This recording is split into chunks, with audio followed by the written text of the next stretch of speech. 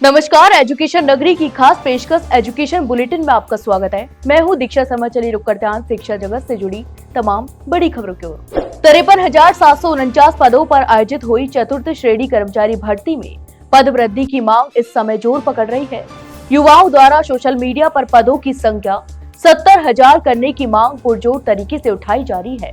हालांकि बोर्ड को अभी तक अभिभावकों की ओर से किसी भी प्रकार की पद वृद्धि की कोई सूचना नहीं मिली है।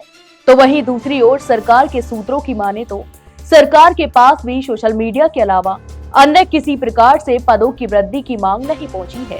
इसके साथ यह भी बताया जा रहा है कि पद वृद्धि को लेकर भी करीब 6 दर्जन पत्र सरकार को प्राप्त हुए हैं। ऐसे में अब सरकार भी पद वृद्धि के मूड में नजर कम ही आ रही है।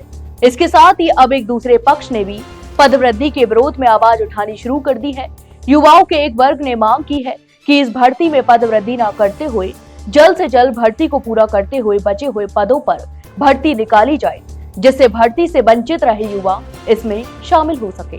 3,705 पदों पर आयोजित हुई पटवारी भर्ती के अंतिम परिणाम की उल्टी गिनती शुरू हो चुकी है।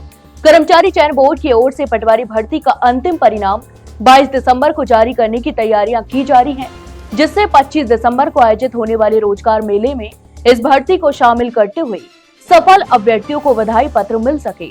इसके साथ ही बोर्ड अध्यक्ष ने साफ कर दिया है कि आधा दर्जन विवादित प्रश्नों को लेकर मामला हाईकोर्ट पहुंचा है, लेकिन हाईकोर्ट की ओर से भर्ती पर किसी प्रकार की कोई रोक नहीं लगाई गई है। हालांकि जवाब पेश करने के लिए कहा जो बोर्ड की ओर से समय रहते कर दिया जाएगा। ऐसे में पटवारी भर्ती का अंतिम परिणाम 22 दिसंबर को जारी करते हुए इसे रोजगार मेले में शामिल करने की पूरी तैयारी की जा रही है। हालांकि हाईकोर्ट में विवादित प्रश्नों पर अब अगली सुनवाई होगी। 19 से 21 जनवरी तक 14 जिलों में आयोजित होने जा रही तृतीय श्रेणी अध्यापक भर्ती को लेकर जहां बोर्ड आवेदन प्रक्रिया पूरी होने के बाद तैयारियों में जुट चुका है, तो वहीं दूसरी ओर भर्ती में पदों की संख्या बढ़ाने की मांग अभी भी जोर पकड़ती हुई नजर आ रही है। महज 7,749 पदों पर आयोजित होने जा रही इस भर्ती के लिए 9,67,000 से ज्यादा अभ्यर्थियों ने आवेदन किया है। इसके साथ ही परीक्षा का आयोजन 14 जिलों में होगा। ऐसे में परीक्षा में अब 1 महीने से भी कम समय बचा है, जिसके चलते युवा अपनी मांग को और पुरजोर तरीके से उठाते हुए नजर आ रहे हैं। युवाओं द्वारा तृतीय श्रेणी अध्यापक भर्ती में पदों की संख्या 30,000 तक करने की मांग की जा रही है। तो वहीं प्रदेश के करीब 1 लाख से ज्यादा विशेष डिग्रीधारी अभ्यर्थी भी इस भर्ती में विशेष शिक्षा के पद जोड़ने की मांग को लेकर अब आंदोलन की राह पर उतरते हुए नजर आ रहे हैं। इन अभ्यर्थियों द्वारा 24 दिसंबर को जयपुर में विरोध प्रदर्शन की चेतावनी भी दी गई है। लैब असिस्टेंट भर्ती में होम साइंस का पद घोषित नहीं होने से प्रदेश के सैकड़ों युवाओं में आक्रोश नजर आ रहा है। अभ्यर्थियों द्वारा सरकार से लगातार मांग की जा रही है कि लैब असिस्टेंट भर्ती में होम साइंस के पद घोषित करते हुए युवाओं को राहत देनी चाहिए।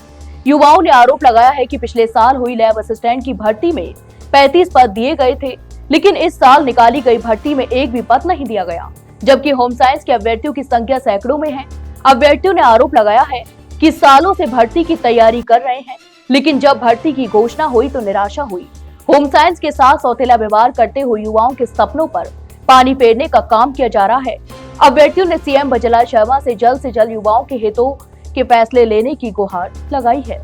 500 पदों पर आयोजित हुई परिचालक भर्ती में पदों की वृद्धि की मांग को लेकर युवा लगातार आवाज उठा रहे हैं। तो वहीं बताया जा रहा है कि इसी सप्ताह पद वृद्धि को लेकर कोई फैसला लिया जा सकता है, लेकिन ये सप्ताह भी निकलने के साथ ही युवाओं में निराशा बढ़ने लगी है।